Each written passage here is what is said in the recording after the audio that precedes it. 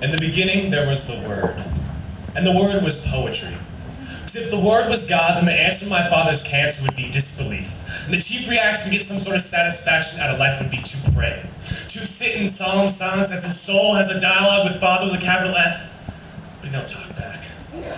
Well, I believe the disease touching my father's lungs is from too many careless white sticks, not the tricks of the Holy Three, but the rhythm flicks of you and me, the divinity of poetry. Yeah, the Word was poetry. As the little boy puts his hand to his ear because he doesn't understand anything but the fear, yet he can hear all too clear. His father's fist falling and his mother's slinging her wrist as she's bawling and calling, "No, baby, no," which translates years later to the inadequacies of how to properly love a woman.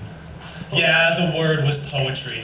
As the boy forced himself onto the girl as her innocence was hurled away, stripped away, ripped away, in the dream of a perfect day, a perfect man to take her in her arms and understand her, protect her from harm's way and say the holy trinity of words, I love you.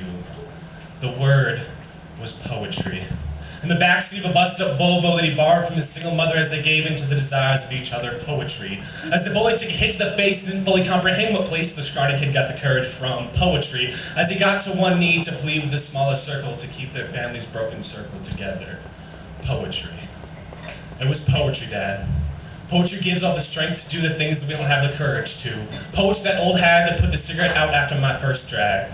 Poetry as he's pushing needle vein waiting for the toxin to hit his brain. Poetry that's the gunshot in the back alley. Poetry that's the starving kid of the working class family. Poetry that's all the problems in the world, but poetry can do something about it.